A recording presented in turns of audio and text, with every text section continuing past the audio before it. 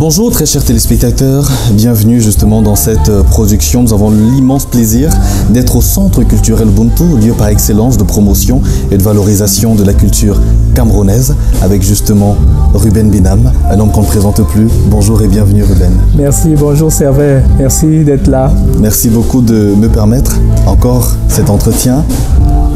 C'est avec joie. Ah, voilà. Notre challenge aujourd'hui, ce serait quelque part de parler de ce que tu fais depuis énormément d'années aujourd'hui, de la musique. La musique camerounaise a eu un âge d'or, a eu quelque part, d'après certains analystes, une sorte de chute. Et aujourd'hui, on assiste à une sorte de revalorisation de cette musique, dite urbaine cette fois-ci, et qui essaie de tutoyer le continent africain pour s'ériger en tête de peloton des musiques les plus écoutées sur le plan international. Mais cette musique a toute une histoire. On va essayer de parler de l'histoire de la musique camerounaise aujourd'hui. Pour beaucoup, lorsqu'on parle de musique camerounaise, on entre directement en parlant du Makossa. Est-ce une bonne analyse? Pourquoi commence-t-on par le Makossa généralement? Bon, déjà, le Cameroun est très riche. Ouais. Culturellement, ça, ce n'est plus un secret pour personne. Et la diversité fait qu'on peut parler de plusieurs styles de musique émanant de la proposition camerounaise. Mais le Makossa ressort toujours des rangs. On peut parler du bol, par exemple. On peut parler du makouné. On peut parler du mangambe. On peut parler de gumba balewa et de plein d'autres styles. Ouais. Mais le Makossa est devenu une marque pour deux raisons, à mon avis. La première raison, c'est que c'est l'une des musiques camerounaises qui s'est le mieux exportée, on va dire le mieux distribuée en Afrique et dans le monde. Dans la fin des années 70 et au début des années 80, le Makossa était une marque de fabrique qui s'imposait partout en Afrique, par exemple, et partout dans les diasporas africaines dans le monde. Les artistes qui chantaient et jouaient du Makossa étaient très prospères parce que c'est une musique qui faisait d'énormes succès. Ouais. C'est pour ça que quand on parle de musique camerounaise, on a tendance à circonscrire au Makossa, alors qu'après le Bikutsi aussi s'est exprimé avec force. Ouais. Mais le Makossa, il ne faut pas s'en cacher, ça reste vraiment un label camerounais. J'ai dit la première raison. À mon avis, la deuxième raison, c'est que nous avons un illustre artiste qui a eu l'un des premiers tubes africains au niveau mondial, un certain Manu Dibango, qui a appelé son concept Soul Makossa. Et vous vous rendez compte que lorsqu'un Africain arrive à ce niveau dans les charts du monde entier, tout le monde se demande Makossa c'est quoi? Ouais, justement. Parce que lui, quand il est devenu une icône mondiale, il a pris soin de valoriser ce nom-là à ce niveau, et ça a permis au Makossa d'avoir une certaine vie conceptuelle aussi au-delà de l'Afrique, au-delà du Cameroun. C'est pour ça que je pense Makossa est un terme très fort aujourd'hui. Parlons justement du Makossa. Le nom Makossa, ça vient d'où? Bon, je n'ai pas la science des esthètes et des musicologues, mais du peu que je sais, je voudrais partager ceci. En général, les musiques africaines ont un nom qui est rattaché à la danse. Ouais. Quand on dit en Afrique, je fais de la musique, c'est difficile de dire musique. On va dire en bassa musique, on va dire en ewondo musique, on va dire en swahili musiki, on va dire en lingala musiki. Vous voyez que chez nous en Afrique, dire musique c'est très difficile. Mais parler de musique revient souvent, très souvent d'ailleurs, à parler d'un pas de danse, à parler d'une danse. Alors quand on dit Makossa, je crois que on fait allusion à des pas de danse, Makossa. Okay. Je crois, hein, je demande à en savoir plus, mais du peu que je sais, c'est ce que ça veut dire. Ça fait référence forcément à un pas de danse dès la base, qui popularise justement cette musique, qui rend cette musique populaire. Populaire, oui. Populaire parce que c'est une musique festive. En général, les Makossa, c'est parce que c'est une musique qui est toujours là, elle n'est pas morte. Le Makossa, c'est une musique pour les fêtes. Les fêtes familiales, les baptêmes, des occasions de réjouissance. Quand les gens ils vont dans les nightclubs dans les années 70-80, c'est ce qu'ils dansent là-bas. Donc forcément, et même quand les Camerounais se retrouvent à l'étranger, en France, en Angleterre, aux États-Unis ou ailleurs, c'est ce qui les lie, quoi. Qui est quelque part le précurseur de ce style musical-là? Il y a beaucoup de sources. On serait dans la difficulté s'il fallait citer une personne en particulier, mais je voudrais contribuer à citer quelques précurseurs qui, à mon avis, méritent l'attention. Je parlerai certainement de Nélé Youm.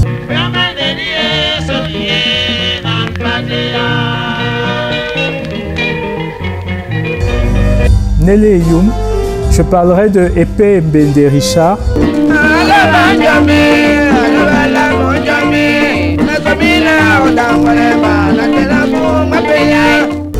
Je parlerai de Bonjikolo Sadrak. Je parlerai de... Il y a un nom qui revient généralement, Kongan Moïse. Est-ce que lui également, il a eu un grand apport dans le Makossa? Kongan Moïse. Kongan Moïse, à mon avis, c'est un producteur. Oui. Oui, c'est un producteur. C'est quelqu'un qui a travaillé à promouvoir, et à enregistrer, à éditer, à promouvoir les artistes du Makossa, notamment. Le Makossa naît, s'inspirant certainement d'un pas de danse, à voir encore dans les recherches. Et après, il y a cette prépondérance, cette dominance du Makossa sur le plan national et en dehors. Oui. Comment le Cameroun fait pour se hisser à ce niveau, musicalement parlant?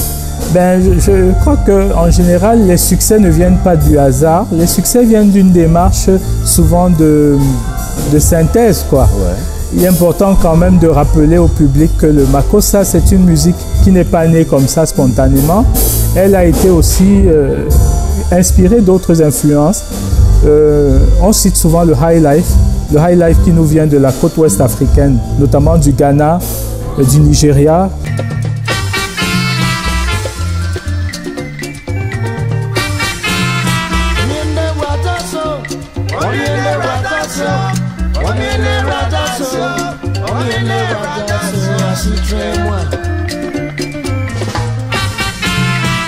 On cite aussi dans les inspirateurs du Makossa comme style la rumba. Parce qu'il ne faut pas oublier que le Congo a été l'un des premiers pays africains à avoir une station radio. Et cette station radio a permis d'irradier musicalement les ondes de plusieurs oreilles, les ondes de plusieurs pays africains. Donc les gens se connectaient sur Radio Congo et l'écoutaient, la captaient du Cameroun, du Gabon, etc., etc. Donc nos arrière-grands-parents ont forcément écouté beaucoup de musique congolaise. Moi comprends pas français. Brazzaville. Moi comprends pas français. Bon, forcément, pour ceux qui faisaient de la musique, se sont forcément réappropriés certains codes, certaines approches, que ce soit harmonique, que ce soit rythmique, que ce soit stylistique, pour après forcément fonder d'autres canevas, quoi. Et le Makossa donc est un inspiré du high life, de la rumba, et aussi d'une source camerounaise, même de plusieurs sources camerounaises. Au Cameroun, par exemple, le Makossa est un inspiré de l'Ambas B.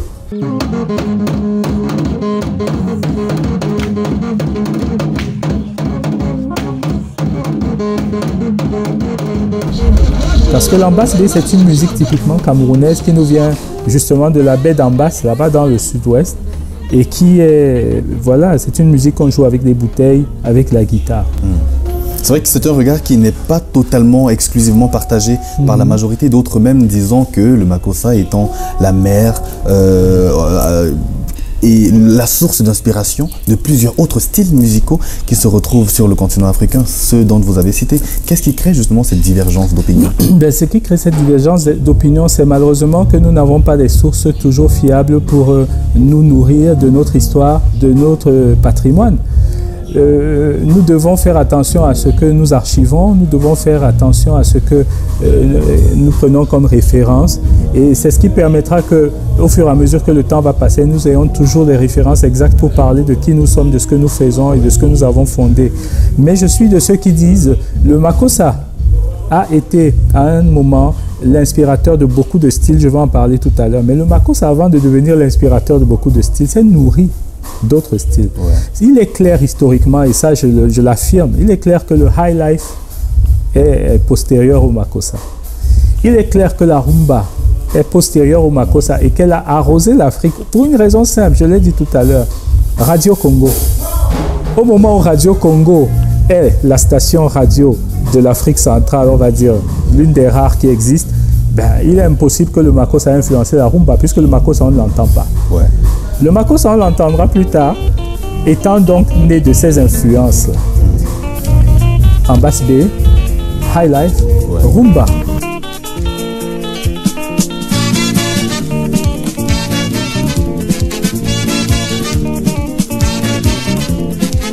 Justement. Et lorsqu'on l'entendra, parce qu'il aura fédéré tous ces styles, il sera tout à fait naturel qu'il devienne un style dominant. On va se prêter un petit jeu. Oui. Jusqu'aujourd'hui, qui sont ceux qui, pour toi, ont le plus impacté le Makossa, artistiquement parlant? Alors, je vais parler de ceux qu'on oublie souvent, les musiciens. Ouais. Je vais parler d'un certain Aladji Touré à la basse.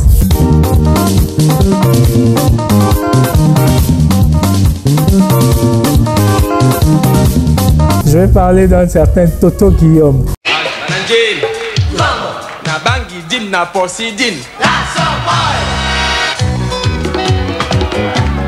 Avec les Black Steel et en studio comme arrangeur de beaucoup de titres. Et je vais parler de Ebony Donald Wesley, batteur. Son nom a figuré dans beaucoup de disques du Makossa. Je vais parler d'un certain Valérie Lobé. Je vais parler d'un certain Jules Kamga.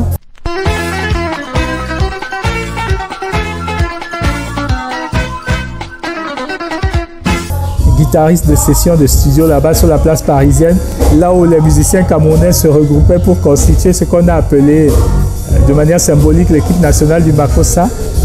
Je vais parler aussi au niveau local de quelqu'un qu'on oublie souvent de mentionner, mais qui a beaucoup influencé les auteurs-compositeurs au niveau de Douala. Il faudrait que je retrouve son nom par contre. Je reviendrai sur lui. C'est très important parce que c'est lui qui arrangeait les artistes à partir du Cameroun, qui faisait la petite bande, la petite cassette qui allait partir sur Paris et qui allait permettre aux musiciens de travailler en studio avec un canevas. Ce monsieur est très très important parce qu'il était une espèce de charnière. Là, on a les musiciens et concernant les artistes. Les chanteurs. Les chanteurs. Alors, concernant les chanteurs, je parlerai forcément des Black Steel en tant que groupe, avec un Coxy François, Toto Guillaume, un certain Penda Dale. Je parlerai de quelqu'un qui a fait énormément de succès, comment il s'appelle Pierre de Moussi. Ouais. Je parlerai de... c'est des plus récents, mais on peut parler d'eux aussi. C'est Ben Deka forcément, avec les éditions Aïsam Records. On peut parler de... En fait, il y a beaucoup de monde. Il y a énormément de monde. On peut parler de Nele Youm encore une fois, parce qu'il a été parmi les premiers à enregistrer le Makossa avec sa guitare et avec son orchestre. On peut parler de... Pour terminer ce chapitre concernant le Makossa, avant de parler de ce qui a justifié quelque part le déclin, citons quelques artistes. Petit Pays par exemple. Oui. Pour toi, quel a été l'apport de Petit Pays et qu'est-ce qui justifie quelque part le fait qu'il ait continué de régner ou bien briller sur le Makossa malgré la chute plus ou moins de ce style musical? C'est une très bonne question. Je disais tout à l'heure que le Makossa s'est inspiré d'autres styles et qu'ensuite il a inspiré des styles. C'est important d'en parler avant d'aborder le cas de Petit Pays. Le Makossa, par exemple, a inspiré le zouk.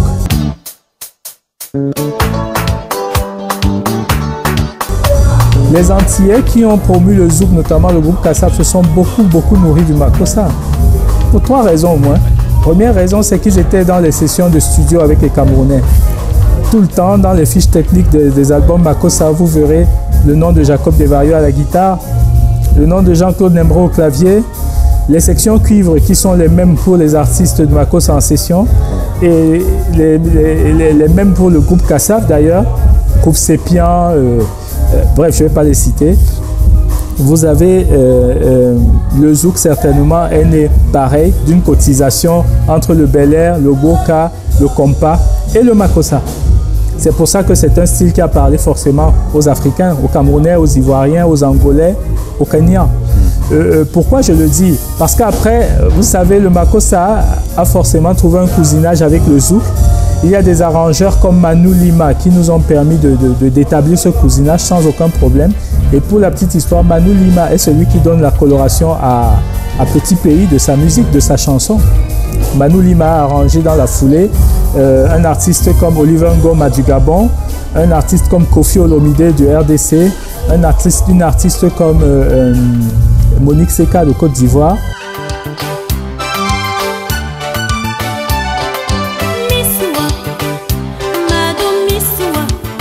Et au Cameroun, entre autres, il a arrangé, au Cameroun en tout cas, Petit Pays.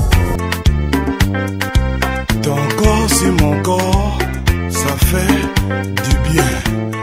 Et c'est pour ça, à mon avis, que lorsque le makossa est en perte de vitesse, ben, ce qu'on a appelé abusivement le makozouk, avec les guilobés, Petit Pays, prend le relais un peu. Mais est-ce que ce n'est pas quelque part paradoxal, avant de revenir finalement sur Petit Pays, est-ce que ce n'est pas paradoxal d'avoir un style mère qui a forcément créé, qui a eu une fille, qui est le zouk, oui, et puis de s'inspirer finalement de la fille pour continuer avec le... C'est pas paradoxal finalement? Si, c'est paradoxal, mais c'est aussi ça la magie des interférences culturelles, des interactions, parce que le zouk s'est inspiré de ce que nous avons donné dans le cadre de cette mixtion entre les musiciens antillais et camerounais et africains là-bas, en France, à Paris. Mais finalement, le zouk est devenu un style tellement fort, tellement dominant, que le makossa, pour subsister, s'est inspiré de sa fille, s'est appuyé sur les canevas que sa fille a tracés pour devenir un style compétitif.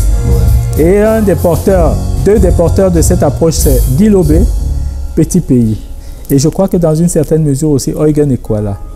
Finalement, revenons sur Petit Pays. Oui. Le premier album, un grand succès. Le deuxième album, ainsi de suite. Qu'est-ce qui justifie justement, parce qu'ils sont très nombreux, on parle de Petit Pays, on parle également de Bendeka qui est encore présent jusqu'à aujourd'hui. Tout à fait. Et qui sont quelque part, si je ne m'abuse, les seuls de cette époque-là à encore être totalement actifs et avoir une sorte de prépondérance également sur la musique locale.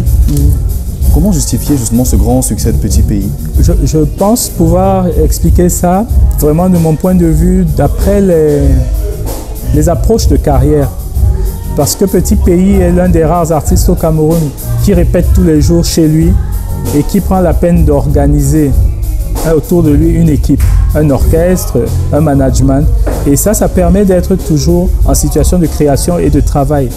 Pourquoi je dis cela? Parce que souvent, beaucoup d'artistes s'arrêtent à ce qui a été fait en studio ou à la réalisation d'un clip vidéo.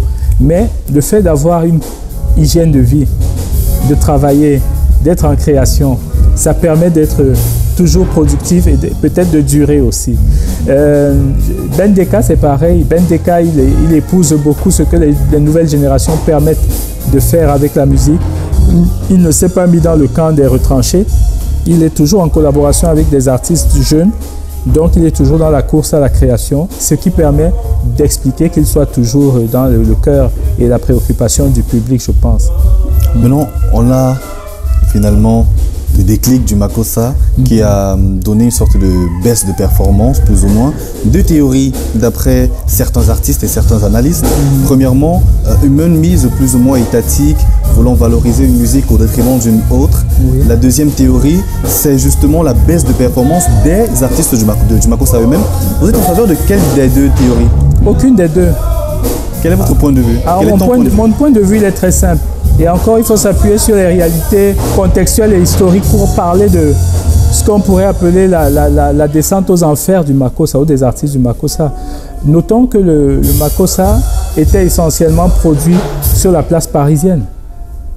C'est très important comme facteur d'analyse parce que les musiciens que nous avions étaient établis à Paris. Les maisons de disques qui proposaient le makossa en distribution et en édition dans le monde entier, aux Antilles, en Afrique ou ailleurs dans le monde, étaient établies à Paris. Je parle de Sonodisc par exemple. La plupart des managers étaient basés sur la place parisienne. Alors vous vous rendez compte que historiquement nous avons fait face à une crise économique à la fin des années 90. Ouais. Et c'est précisément, déjà avant, au milieu des années 80, elle a commencé à donner des couleurs, et, enfin à donner un signal.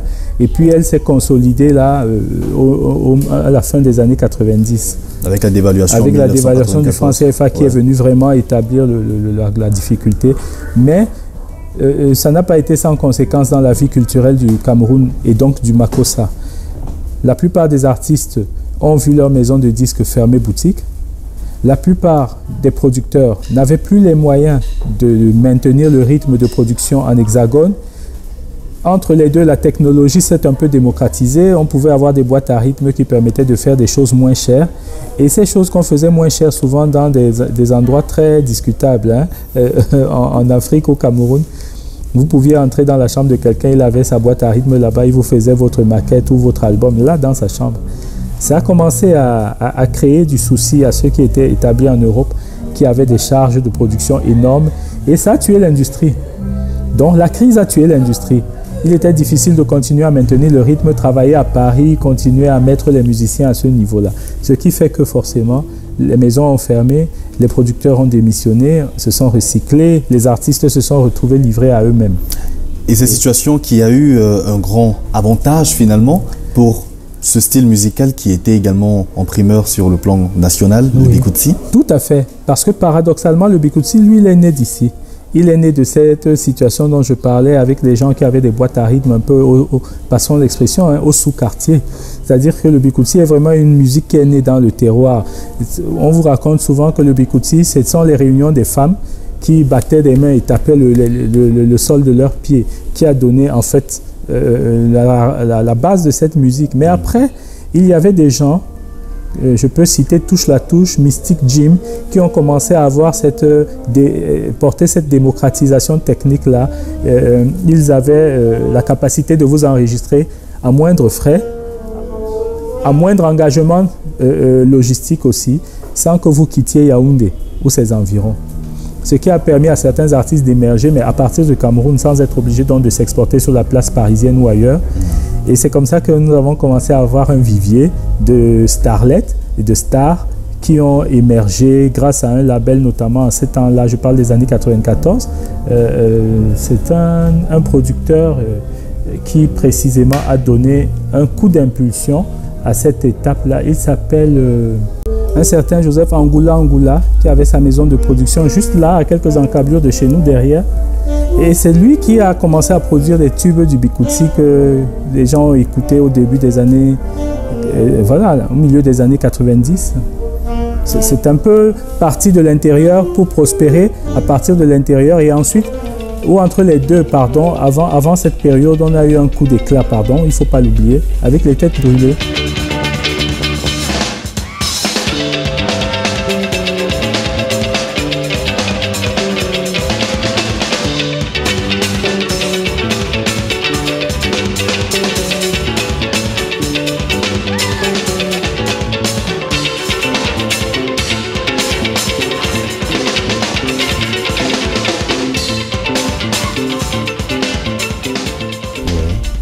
Messi Martin bien avant aussi. Messi Martin, évidemment, parmi les précurseurs.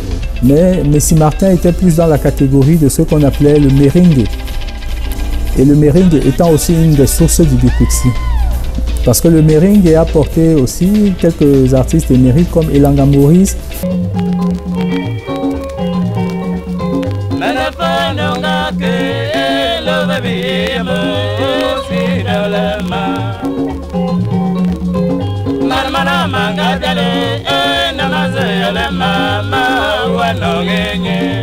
Messi Martin.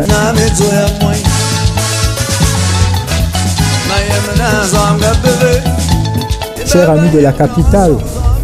Mais ça, on parlait du merengue qui était aussi un inspiré de la rumba. Parce que la rumba a inspiré deux courants au Cameroun, le makossa et le merengue, qui a finalement évolué en Bikutsi. Le Bikutsi étant un merengue, une sorte de merengue accéléré qui épouse aussi l'approche que les femmes avaient dans les fêtes de village et les réunions familiales.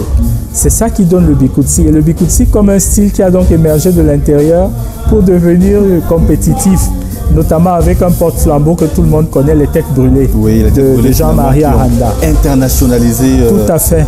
Ce mouvement. Mais la différence dont vous l'avez compris entre le makossa et le Bikutsi, c'est que l'un a émergé vraiment de l'extérieur et l'autre a émergé du local. Mais...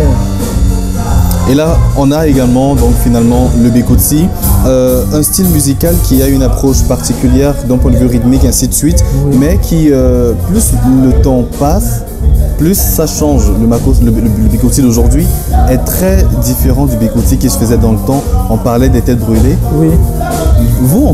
Toi en tant qu'artiste, producteur, chef d'orchestre également, comment justifies-tu cela? Est-ce que c'est pour s'adapter à l'ère du temps? Je pense que la musique évolue avec le temps. La musique évolue avec la technologie aussi. Et aujourd'hui, il est difficile de produire comme en 1980. La technologie aidant, les habitudes du public ayant évolué aussi pas mal. Je crois que quand on produit du Bikutsi, on doit tenir compte du niveau sonore qui est disponible aujourd'hui. Je pense à Lady Ponce, que je salue d'ailleurs. Je pense à Coco Argenté aussi, ma sœur. Je crois que leur force, c'est d'arriver à faire du Bikutsi qui épouse un courant qu'on appelle aujourd'hui les musiques urbaines. Parce qu'elles sont restées Bikutsi dans l'approche stylistique, au niveau mélodique, au niveau du choix de la langue chantée, au niveau rythmique aussi, c'est-à-dire la signature rythmique, c'est toujours du 6-8.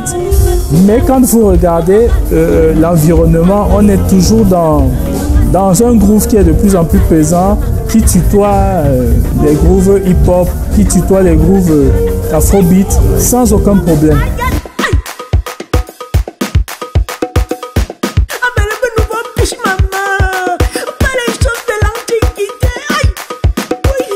Avant de fermer la parenthèse définitivement du Bikutsi, parce que c'est là que tu entres en jeu avec une autre partie de l'histoire de la musique camerounaise. On fait une parenthèse pour parler là du Benskin. Oui. À quel moment finalement le Bensikin lui aussi a son âge d'or? Alors c'est très particulier pour moi de parler de ça parce que quand je suis arrivé dans la conscience de ces aspects de la musique camerounaise, on parlait beaucoup plus du Mangambe. C'est-à-dire que pour moi, cette musique en 6-8 de l'ouest du Cameroun, qu'on jouait parfois même à la Sanza, notamment des artistes comme Pierre Didi Chakunte.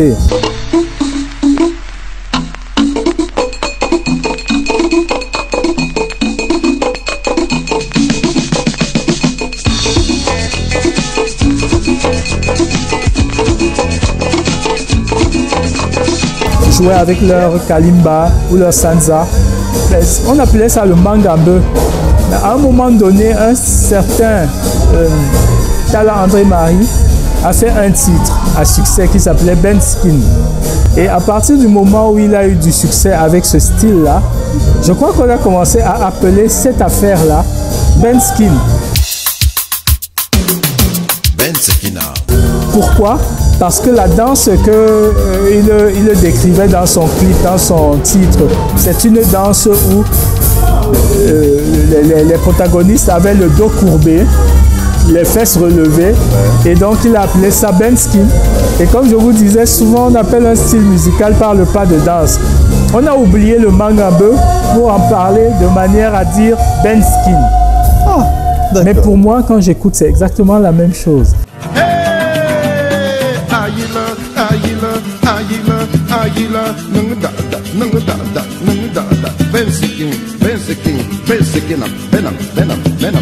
Dans le Benskin, c'est simplement cette musique en 6-8 là qui nous vient de l'ouest du Cameroun et qui, ma foi, est aussi un style qui demande à être exploré, qui demande à être creusé. S'inspirant de quoi, particulièrement le Bensikin, contrairement aux autres? Est-ce que le Bensikin s'est également inspiré d'autres musiques ou alors elle est restée totalement originale? Non, je pense que ces musiques-là, Mangabe ou Benskin, appelons-les comme on veut, elles ont une particularité, c'est qu'elles viennent vraiment du terroir.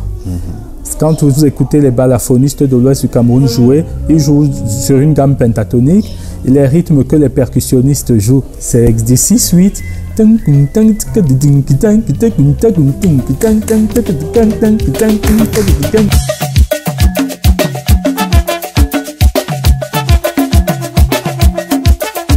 Vous voyez, ça c'est vraiment resté souche. Ça c'est de souche camerounaise. Il n'y a pas de débat là-dessus. Et là, forcément, on entre dans cette autre partie de l'histoire, comme je le disais, avec ton apport. Il y a deux groupes particulièrement qui sont à l'origine plus ou moins de la musique urbaine, sans pour autant négliger le reste, Banto Poussi et Makaze.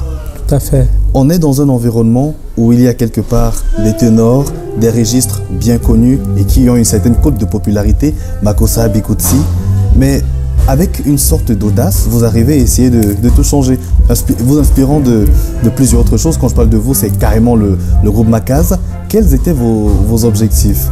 Mais c'est une question qui m'émeut particulièrement parce que je suis un peu coupable de ça. Je vous avoue que j'ai eu un débat avec mes parents quand j'ai choisi de faire de la musique ma carrière. J'étais étudiant à l'université catholique et croyez-moi, c'était très ambitieux d'être étudiant là-bas en 94, entre 94 et 98. Alors vous voyez un étudiant de ce type d'école qui vous dit, moi je vais faire carrière dans la musique. C'est très très compliqué à assumer pour la famille, pour les parents. Mais forcément, quand j'avais mes échanges avec mes parents, qui me faisaient confiance, et pour la petite histoire, c'est mon père qui m'a éduqué à la musique. Donc, quelque part, c'était un retour sur, on va dire... Sur investissement. Voilà, quoi. Donc, lorsque je lui dis que je veux faire de la musique, je comprends qu'il est très exigeant, qu'il ne veut pas que je fasse les bals de quartier. Je comprends aussi qu'il ne veut pas que je sois dans la variété, on va dire la variétoche facile, quoi. Et n'oublions pas que comme il m'a formé, il m'a appris à écouter Manu Dibango, Francis Bébé qui écrivait avec beaucoup de précision et qui était un intellectuel très pointu. Il m'a appris à écouter aussi des gens comme Eboalotine qui étaient très très exigeants dans leur création. Un philosophe carrément. Voilà. Il m'a appris à aimer des gens comme Eko Roosevelt. Et il m'a mis entre les mains d'un certain Jafet Major Mekoundé, qui était un instrumentiste très respecté, qui jouait à l'hôtel des députés et qui a été le premier à me mettre les doigts sur un clavier. Et derrière, ma mère, que je salue aussi, a acheté l'instrument qui a changé ma vie, quoi. Elle a acheté pour son mari un orgue, à peu près comme ceux que vous voyez autour de moi aujourd'hui. Et puis cet instrument a changé ma vie parce que j'ai été fasciné par les claviers, par cet instrument-là. Et ça a été le vrai point de départ. Pourquoi je parle de ces chants? Parce que lorsque j'entre dans ma carrière en créant le groupe Makaz, il est hors de question que je fasse le bikutsi, comme on l'entend partout là. Il est hors de question que je fasse le makossa pour jouer dans les bars et tout ça. Hors de question. Mais par contre, je m'identifie à Manu Dibango beaucoup. Je m'identifie à des artistes aussi que j'ai appris à découvrir toujours par le truchement de mon père. Vous savez, à l'époque, il n'y avait pas beaucoup d'Internet, il n'y avait pas beaucoup de télévision quand nous avions 10 ans et tout. Il n'y avait pas beaucoup de vidéocassettes, mais nous avions l'avantage d'être parmi les rares à avoir une vidéocassette, à avoir l'occasion de regarder des concerts de Ray Charles, de James Brown, etc., etc. Et Michael Jackson, Armstrong. Et c'est comme ça que j'ai commencé à me dire, toute cette musique me parle. Je ne savais pas comment on l'appelait. Et en même temps, je suis africain, j'ai quelque chose à donner au monde. Et c'est comme ça que j'ai commencé à concevoir un style qui allait être, les autres l'ont dit, hein, jazzy, en même temps caribéen, parce que moi personnellement, j'ai oublié de le dire, j'étais très très friand des musiques caribéennes. J'aimais beaucoup le groupe Malavoie, le groupe Kassav forcément, le groupe La Compagnie Créole, j'aimais beaucoup leurs chansons et leurs mélodies. Et donc tout ça a nourri le jeune musicien. Quand je crée mon groupe, forcément, j'ai envie de faire quelque chose qui est une synthèse entre Kassav, Malavoie, La Compagnie Créole, le Cameroun traditionnel et le monde de la pop et du jazz.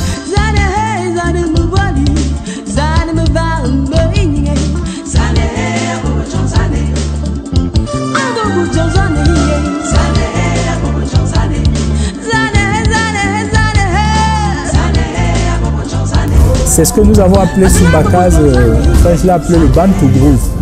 Et comment tu inculques cela à tes confrères du groupe Makaz? Mais je ne suis pas seul à avoir cette ambition. J'ai quelqu'un à mes côtés qui s'appelle Roger Dubois, Roger Minka Meunier, que je salue ici aussi.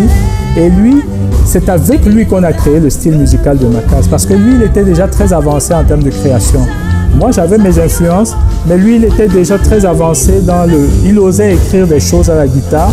Par exemple, il a écrit un thème que j'ai beaucoup aimé et qui a été produit dans l'album, le premier album, Lucky Semba. C'était quelqu'un qui avait une certaine vision artistique et ça a été mon binôme dans Makaz, en fait. Quelle est selon toi la différence entre Makaz et Bantu Possi, artistiquement parlant? Bantu Possi était un groupe déjà... Je crois que Tom Yom c'était un peu derrière avec ses influences. Donc Bantu Possi misait beaucoup sur les belles voix. Beaucoup sur les belles voix, notamment celle d'un certain Final D.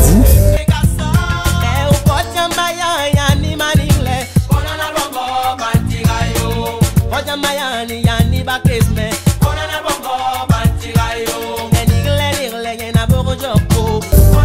Bantouk aussi a ouvert sur le ragamuffin avec Martin Féroce, sur le rap avec Gucci. Donc vous voyez, la tendance était déjà clairement orientée hip-hop. Ragamuffin, rap et puis chant lyrique traditionnel. Mais moi je soutiendrai toujours que les hommes se valent, malgré qu'ils sont tous contraires à un destin fatal. Les ambitions se dépassent, les concrétisations aussi se dépassent. Ils avaient déjà défini leur univers, ils allaient plus vers le hip-hop. Étant un groupe urbain, ils se cataloguaient vraiment, ils se catégorisaient vraiment comme un groupe hip-hop aussi. Makaz, c'était beaucoup plus de la chanson avec Blick Bassi à la voix, avec Cory Dengemo à la voix, avec Henri Okala vraiment dans un style sous le gospel. Donc la différence se fait au niveau stylistique parce que les uns sont orientés hip-hop et Makaz, les autres donc, sont orientés vraiment chanson et voilà quoi, jazz, soul et afro. Variété. Non, jazz, soul, afro. Ok.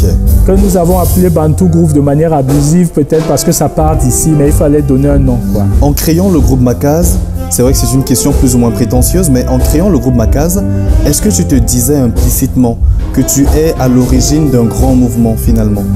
Non, je ne savais pas encore que ça serait un mouvement aussi important, mais je me disais que je me mettais dans un canevas qui allait me permettre de m'exprimer en tant qu'artiste en fait. Parce que c'était dur, comme je vous l'ai dit, de prendre le chemin du Makossa ou du Bikutsi où je ne me retrouvais pas totalement. Mais il fallait que je trouve la troisième voie. Et cette troisième voie, on parle bien des années 96, 97, elle n'existe pas. C'est à partir des années 2000 qu'on va découvrir la troisième voie, les autres l'appellent World Music, et on va découvrir des artistes comme Salignolo, Richard Bona, Henri Dikongue, et ça va être tout naturel de parler d'eux, de dire qu'ils sont World Music. Nous, on ne savait pas ce que ça voulait dire ça. Mais on était là, on travaillait, on faisait un style qui était hybride, qui se nourrissait de tout ce que j'ai dit, mais qui partait du Cameroun. Et donc, pour moi, c'était plus l'idée d'être confortable dans quelque chose que je peux assumer. Oui. Mais ce qui est clair, c'est que je n'avais pas du tout envie d'être médiocre dans ma carrière. Ça, c'est clair. Et le succès du groupe Makaz n'est plus à démontrer.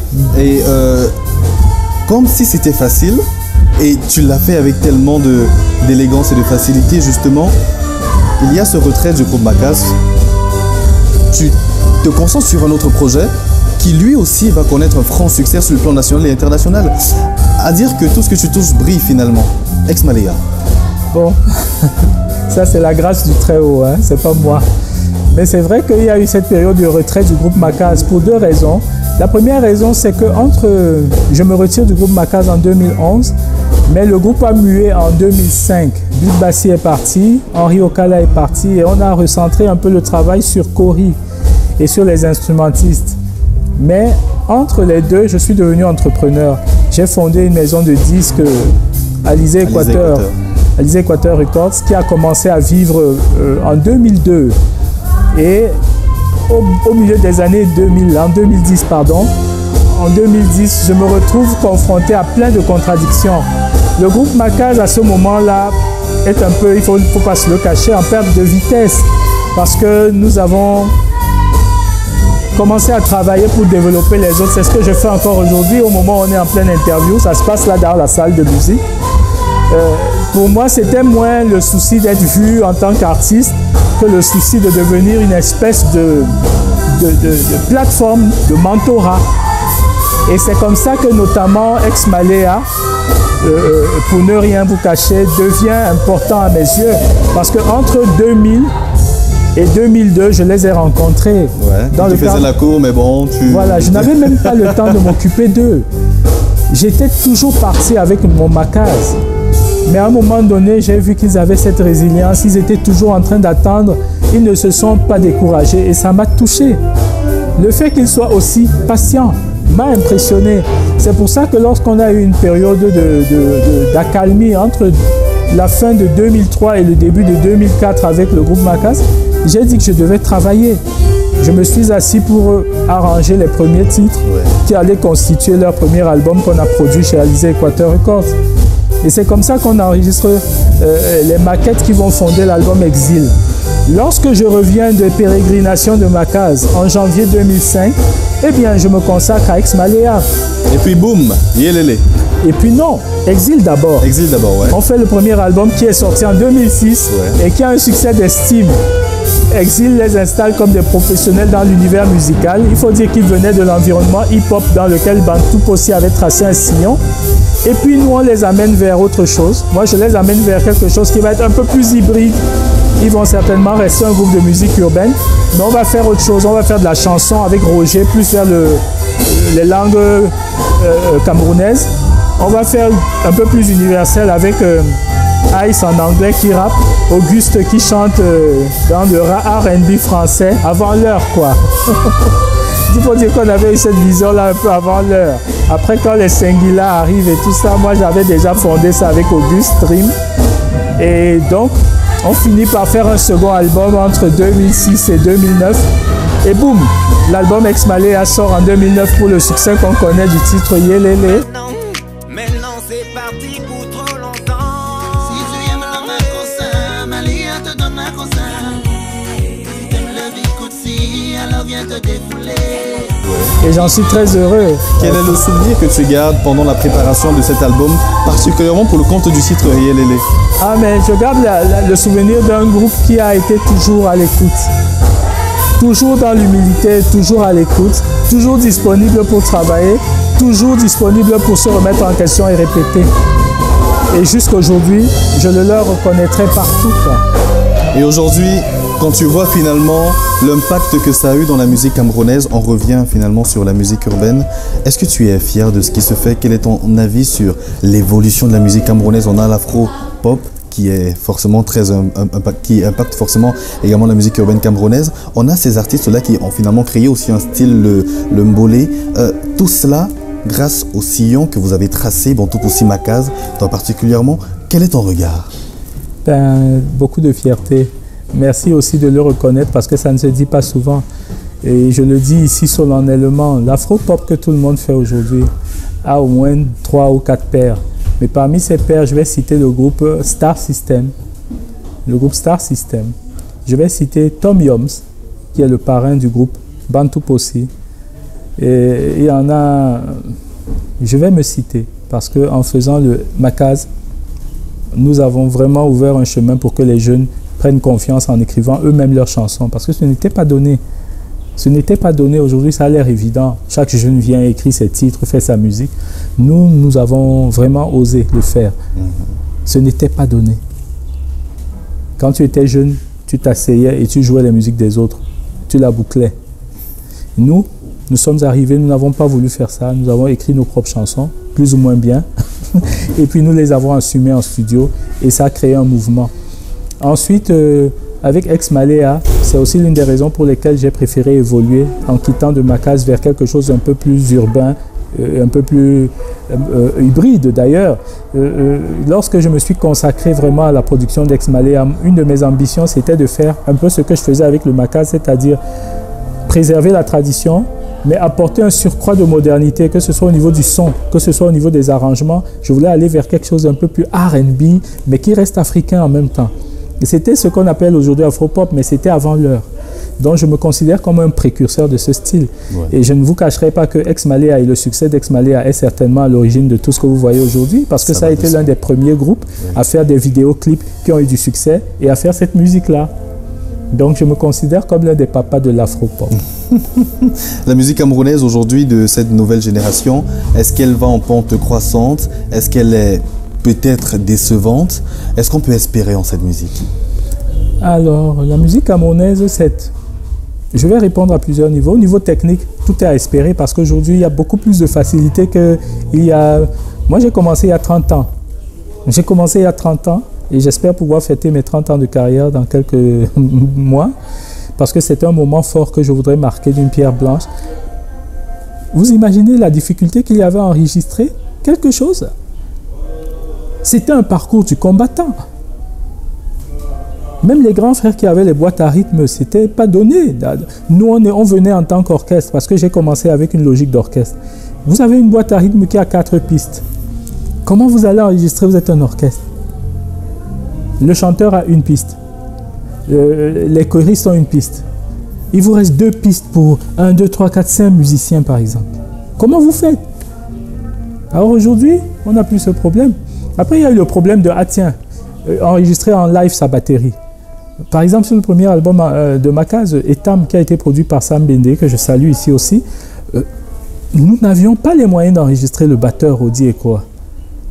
Il a fallu que Rodi et moi, nous travaillions au studio d'Obel, au millimètre près pour reproduire. Il a reproduit ce qu'il jouait sur une boîte à rythme avec le réalisateur Joly Priso. C'est comme ça que nous avons pu enregistrer l'album Etam, en faisant d'abord la reprogrammation de ce que Rodi, c'est un vrai génie, Rodi jouait en live, il a reprogrammé ça sur la boîte à rythme et ça a été, comme on dit, reversé pour faire les assignations de son. Et ensuite, nous autres, nous sommes venus jouer. Nous sommes venus jouer. Et moi, j'étais là pour que ce que Rodi jouait fasse vrai avec le clavier. Donc, c'est comme ça que nous avons enregistré Etam, parce qu'il était impossible et impensable d'enregistrer de la batterie en live. Donc je suis content aujourd'hui, quand on parle de la musique camerounaise, je vous dis, aujourd'hui vous avez un boulevard technologique incroyable. On a évolué. Aujourd'hui, tu peux enregistrer, là j'enregistre chez moi un batteur en live, là à la maison. Alors que pour le faire, j'ai dû prendre l'avion en 2002 pour aller au studio Ferber à Paris. Je vous laisse imaginer le coût pour 7 billets d'avion. Je vous laisse imaginer le coût de la vie en France pendant 6 mois. Aujourd'hui, on le fait là derrière ce mur. Donc, je suis content parce que la technologie a fait évoluer les possibilités techniques pour la musique camerounaise. Maintenant, parlant du fond, c'est-à-dire de la création artistique, les jeunes sont géniaux. Moi, j'adore un jeune comme Kossi. Il est très créatif, il est très charismatique, il est très ambitieux. J'adore un jeune comme Sissoul parce qu'il a une voix incroyable. Donc, pour dire, et j'en aime beaucoup d'autres, j'aime bien Ténor, j'aime bien... Bon, Malox, il a son style, j'aime bien sa gouaille, j'aime bien qu'il assume ce qu'il fait. Honnêtement, et j'en aime beaucoup d'autres, que j'aime bien les chanteuses. Sandrine Nanga, je l'adore, l'idole, j'aime bien son chemin dans le slam. Donc, il n'y a pas, je pense qu'il y a énormément d'espérance, il y a beaucoup de talent, il y a beaucoup d'espoir pour la chanson camerounaise et la musique camerounaise. Et il y a aussi des instrumentistes, il y a des jeunes gens qui sont dans le sillage de Makaz. Vous avez Marc Nzana à la batterie, Ben Bossambo à la basse, Brice Somba au clavier. Ce sont des gens très rigoureux, très pointus dans leur travail. Vous avez ici, dans le collectif Kemitset, qui réside ici à Ubuntu, vous avez des jeunes comme Régine Djike à la guitare, Mr. Hall au saxophone, au trombone, Israël Bécan à la batterie, Israël Dessiene à la basse. Je pense que c'est important de parler aussi de ces aspects des jeunes qui travaillent, qui donnent vraiment, qui donnent du mal pour rester dans la conscience professionnelle dans la musique. À un moment où il y a tellement de facilité de raccourcis.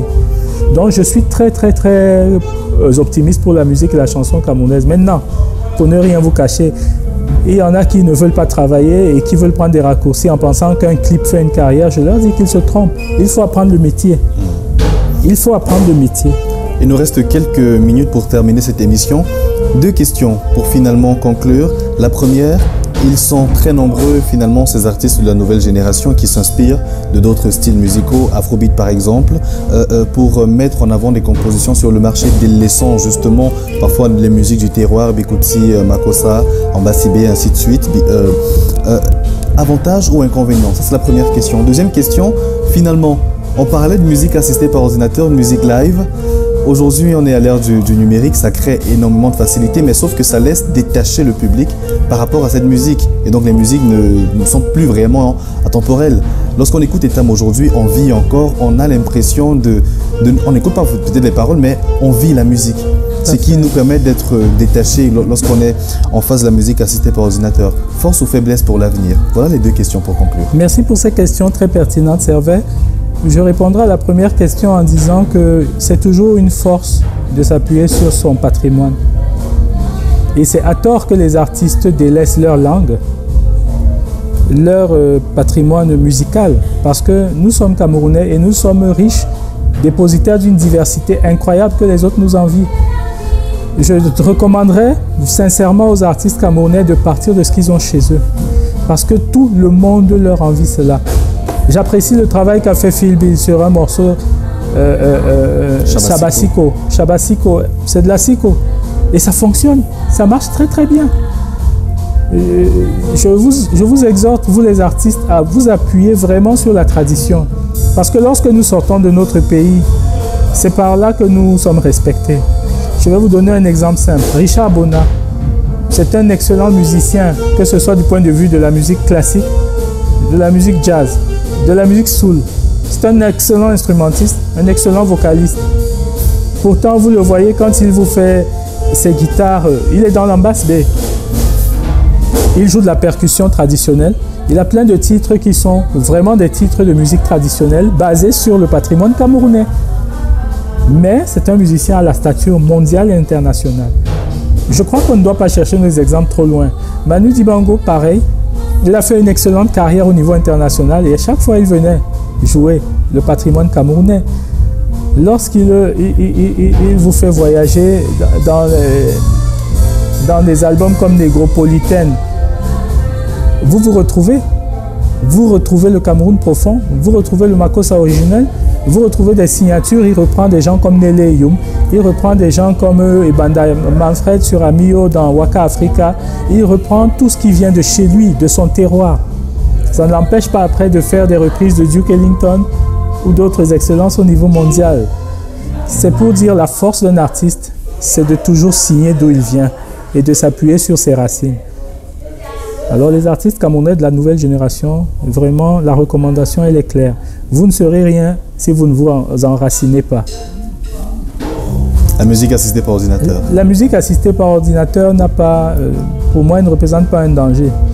Vous voyez derrière un orchestre répète. L'homme est un être essentiellement émotionnel. On ne pourra jamais lui enlever ça. On ne pourra jamais enlever à l'homme de ressentir ce qu'on ressent en ce moment quand un orchestre joue en live, quand un saxophone est joué en live, quand une batterie et une percussion sont jouées en live. Donc, je suis simplement de ceux qui pensent que les ordinateurs sont dans leur rôle d'essayer de prendre l'espace. À nous maintenant de créer plus de scènes, comme ici au Centre culturel Ubuntu, pour que la musique live reprenne simplement le circuit qui lui sera attribué. Tout simplement. C'est le manque de scènes qui a fait reculer la musique live. Et au Cameroun, c'est un problème qu'on peut résoudre en toute bonne foi. Créons des scènes, les musiciens occuperont ces scènes et la musique live prospérera. Tu as travaillé avec énormément d'artistes.